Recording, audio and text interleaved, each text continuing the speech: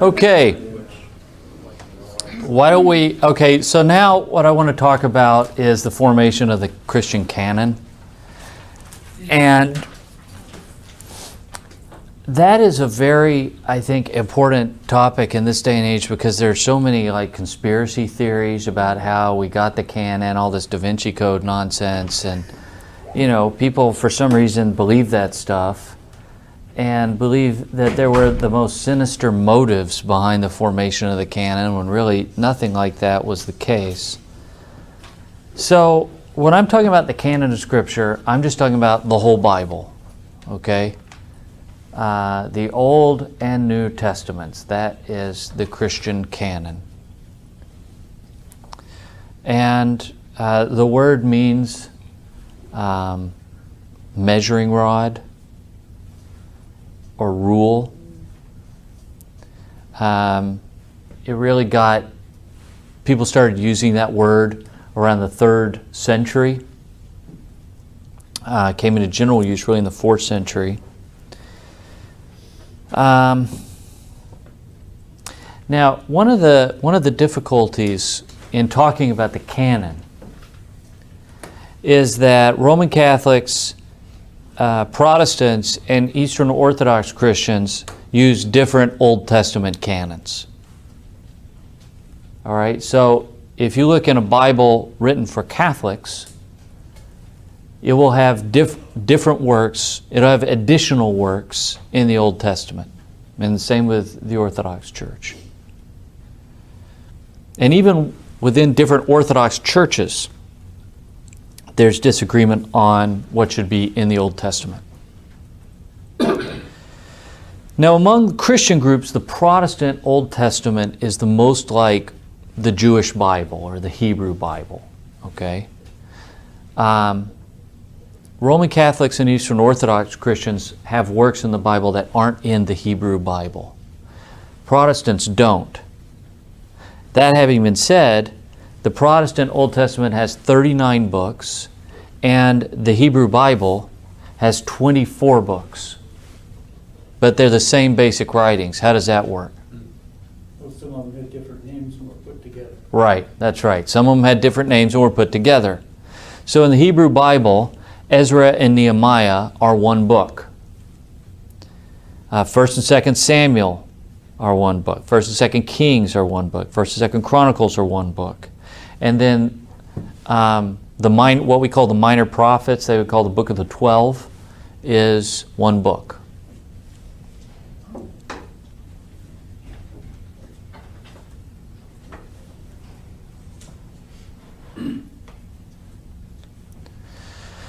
Now, there's not really any scholarly consensus about the way in which the canon of Jewish scriptures first formed. No one was taking notes on it at the time, and it happened over a long period of time. It looks like the Jewish canon formed gradually between, some might say it started around 200 BC. I would be inclined to think it was earlier than that. But it's pretty solid by 200 AD. But it was an informal process. There was no big committee that got together and said, all right, these are the works that are going to be the Jewish Bible. It's just something that kind of happened over a number of centuries organically by what was being used in Jewish communities. It'd be much simpler, actually, and much easier to explain if there were some kind of big council or something where they just said, all right, this book is in, Enoch is out, but Ezra is in, something like that. But that's not what happened. It may have been, Jim mentioned earlier, the war in, 66 to 70, what we call the first Jewish revolt. It was against the Roman Empire. And like most wars against the Roman Empire, it didn't go very well. And Jerusalem was destroyed. The temple was destroyed. And it's probably after that the canon became more formalized, the Jewish canon. because the rabbis began to take broad leadership of Judaism and began to develop what we would call Jewish orthodoxy. All right. Any questions so far? Everyone with me so far? Okay. Now, what about the Apocrypha? You know what the Apocrypha is? You may have a Bible with an Apocrypha. These are, Protestants call them Apocrypha. Roman Catholics call them deuterocanonical. I should probably write that down. I feel like an astronaut with this thing.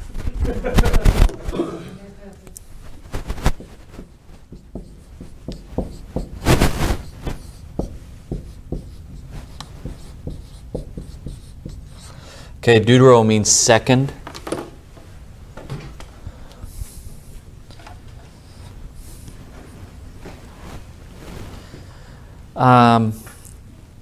Because a lot of these works are considered by Roman Catholic and Orthodox Christians to be Scripture. They're not Apocrypha, they're part of the Bible. But there's the proto-canonical work, which is what we have in our Bible, and then there's the deuterocanonical work that they believe was recognized to be inspired at a later time. Okay?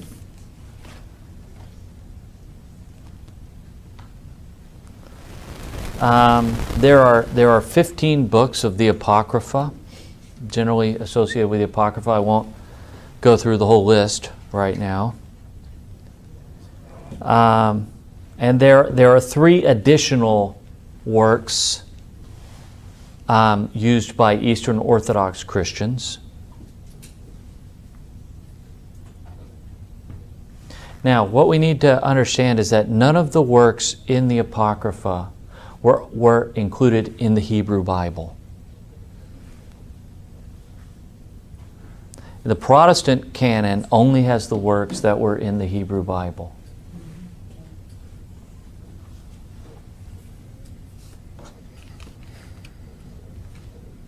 Now,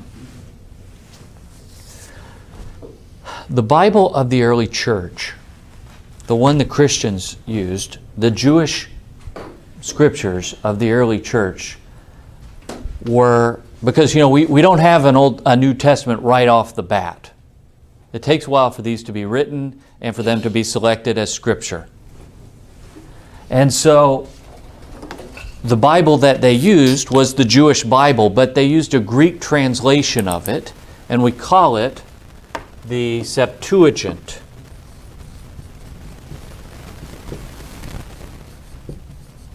Septuagint, okay. And we abbreviate it with the Roman numeral 470. Okay, so the early Christians weren't reading the Hebrew Bible. They were reading a Greek translation of the Hebrew Bible that we call the Septuagint. Okay, and if you think about it, it makes sense because Christianity, it began in Israel, but then it spread out very quickly to Greek-speaking parts of the Roman Empire.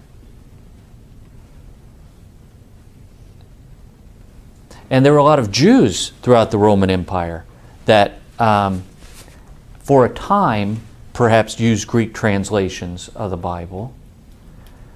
But then after AD 70, when the temple was destroyed, there was sort of a conservative movement that took leadership under the rabbis, and so they kind of re-emphasized the Hebrew text, and the Christians really ran with the Septuagint, and the Jews kind of went back to the Hebrew text, and this is one of the things that began to separate Jews and Christians from one another. Okay?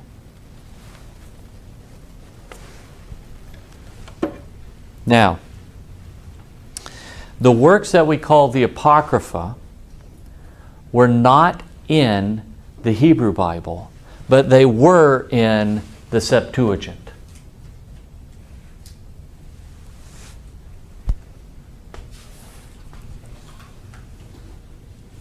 And they weren't, in a separate section. They were interspersed throughout the Old Testament in the Septuagint.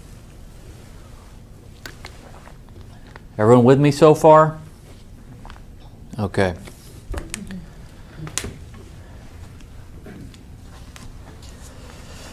Now, if these writings weren't in the Hebrew Bible, how is it that they made it into the Roman Catholic and Orthodox canons? Okay. This is where things get a little complicated. At the end of the 4th century, there was a scholar named Jerome. He was the most learned biblical scholar of his day. And he was commissioned by the Pope Damascus, to prepare a standard Latin version of the Scriptures. Now, there were different Latin versions, but the Pope wanted one authoritative Latin version. This is part of the westernization of Christianity. Okay, it wasn't good enough to have, even though a lot of people still spoke Greek, it wasn't good enough to have a Greek Bible. We need a Latin Bible because Latin is really the language of Rome. And when was that? 4th century. Now, not everyone did read Greek or speak Greek at that time. In the Western Empire, Latin would have been very common. The Pope wants a standardized, though, Latin version of the Bible. Is this when Maccabees came in and wisdom? They would have already been in the Septuagint. Yeah. Okay. Now, Jerome, at first, just wanted to produce a new version, a translation of the Septuagint. Because he read Greek well, and he could do that. But he became convinced that in order to produce the best text possible, he needed to return to the Hebrew texts of the Old Testament. Well, he didn't read Hebrew. So he journeyed to Jerusalem and he studied with a Jewish teacher. So eventually he produced a Latin version of the Bible that became the Bible of the Western Church for centuries, and it was called the Vulgate. And that's the same root word as vulgar, and it just means common. So this is the Bible produced in the common tongue of the Western Empire.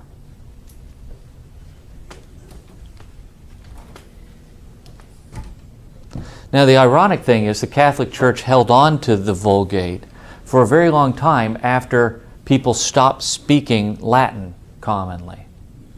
That was one of the things, the sticking points in the Protestant Reformation. We need a Bible in the language of the people. Well, at one time, Latin was the language of some people, but it had been centuries since that was the case by the time of the Reformation. Okay.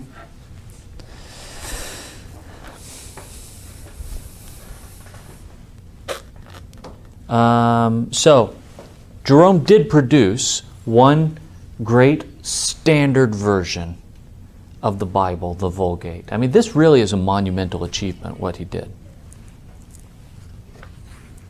Now, what did he do with the Old Testament? I mean, there's not much dispute in Christendom. I mean, almost all Christians everywhere say there are 27 books in the New Testament. But the Old Testament is much more in dispute. So what did Jerome do here? Well, he followed the practice of the Hebrew Bible because he was working out of Hebrew. He did translate the apocryphal, the deuterocanonical works, but he noted in prefaces that these works constituted a separate category. So he thought that they were good to read, but that they should not be used for the purpose of establishing doctrine. So you see what Jerome did? He translated the Hebrew Bible. He also translated the works that we call the Apocrypha. But he noted in prefaces to the apocryphal works, these don't occupy the same status as the works in the Hebrew Bible. Okay? Now, people start making copies of the Vulgate. And in those days, all the copies were by hand, right? They had monks dedicating their whole lives to copying the Bible. Okay? That's a laborious process. And later copyists just kind of left out the prefaces. So just by common use, the works of the Apocrypha just came to stand alongside the works that had been in the Hebrew Bible.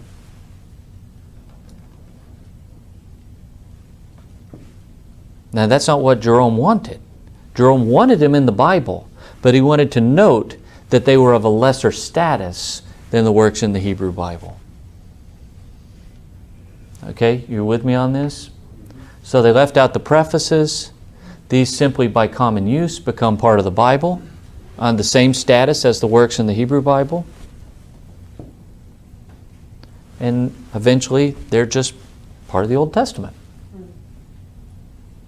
Okay? Now you have to understand that Jerome was making a judgment call in saying that the works of the Apocrypha should not be used for establishing doctrine. It's not like a council ever, ruled on this, or a pope or anything like that. It's just this is his own opinion. And so by leaving out the prefaces, they're not, these writers aren't doing anything particularly terrible. They're just not paying attention to what Jerome had to say about it. Yes? Was that assumption, we think, maybe based on that they weren't in the Septuagint? Or Septuagint? What assumption? The Apocrypha. Well, they were in the Septuagint. Oh. The Apocrypha books were in the Septuagint, but they weren't in the Hebrew Bible. Yes? Does the Council of Trent help us later on with this? The Council of Trent does not help us later on. Because in the Council of Trent, they're just reaffirming what had become the common practice of the Roman Catholics. Now, 16th century, so centuries go by. These works are in the Bible now. They're the Bible. Okay, 1st Maccabees, 2nd Maccabees, Tobit, these are the Bible. Okay, then in the 16th century, what happens? The Protestant Reformation. Right, Protestant Reformation happens. Luther and Calvin and others come along. And they go back to the practice of Jerome. I mean, the major reformers said, it's okay to read the Apocrypha. And it can be edifying to read the Apocrypha. But these works should not be used for the purpose of establishing doctrine. They went back to what Jerome had to say. Now, some of the reformers were more radical. They just said, just get them out of here. They're worthless. Okay? Now, why would they do this? Why would they say these things? Well, let's look at, how many of you have a Bible with an Apocrypha in it? Nobody. Okay, well, I will just read to you then out of 2nd Maccabees. How much time do I have, by the way? 6 minutes. Oh, my goodness. Okay. 2nd Maccabees 12, 43 to 45. Now, listen to what this has to say.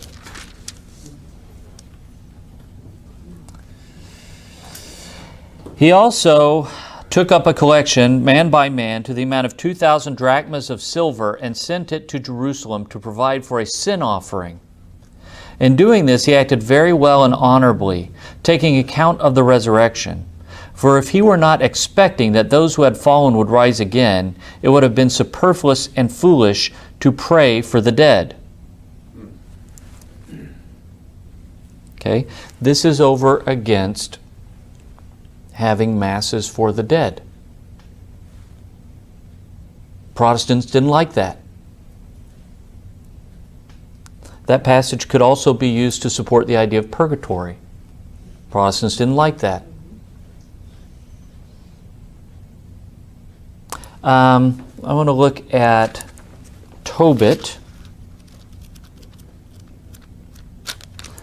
You know, I'm not sure I actually have time to do that, so I'm not going to. But, you know, there are other passages in the Apocrypha that were used to support the idea that salvation can be achieved by doing good works.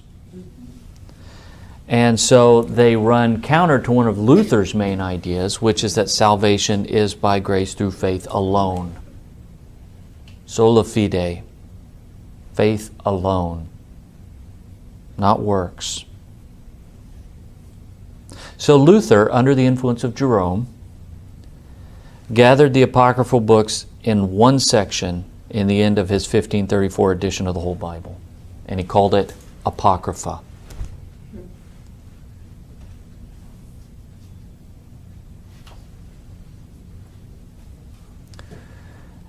And then that very complicated history is a little bit of how we got the Old Testament that we have today. History's always pretty complicated, you know. Okay?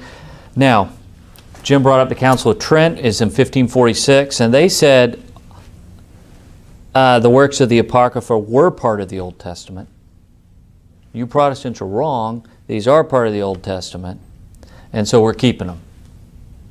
And so that really became Catholic doctrine at that time, and it became a hallmark of Protestantism not to have these at that time. Okay. All right, so that seems like a good note to end on, and I think that wraps up our time. And next time we'll just we'll pick up with really the formation of the New Testament canon.